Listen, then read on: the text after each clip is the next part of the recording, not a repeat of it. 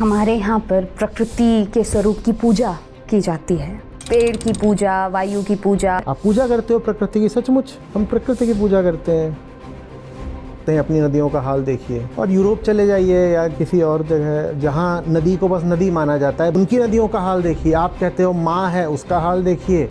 वो कहते हैं माँ नहीं है, बहता पानी है, उसका हाल देखिए। वहाँ ऐसा है कि आप नदी में से पानी पी लीजिए, और यहाँ ऐसा है कि आप वो छू भी दें तो आपको चर्म रोग हो जाए। ये हमारी सबसे दो पवित्र नदियाँ हैं, गंगा और यमुना। भारत का 2/3 जो अनट्रीटेड सीवेज है वो सिर्फ गंगा नदी में जाता है, पूरे भारत का।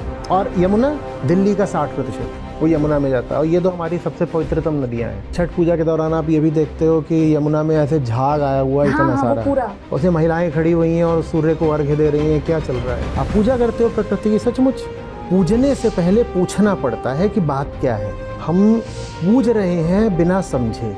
इतनी पूजा जो करते हैं हम भक्ति वगैरह में, उससे अच्छा थोड़ी जिज्ञासा कर ली होती तो इतनी दुर्दशा नहीं होती। भारत में नदियों के विशेषकर प्रदूषण का एक बहुत बड़ा जो कारण है वो रिलीजियस है। तो उसमें हो जाता है industrial output, house hold sewage, और जो तीसरा कारण आता है विशेषकर गंगा के संदर्भ में, वो आता है रिलीजियस एक्टिविटी। क्यों? क्योंकि ये जो हमारी पूजा है पूरी, जो हमारी धार्मिकता है पूरी, उसमें ज्ञान कहीं नहीं है, उसमें समझदारी कहीं नहीं है। उसमें मान्यता है, आस्था है, बहुत सारा अंधविश्वास है, समझदारी कहीं भी नहीं है।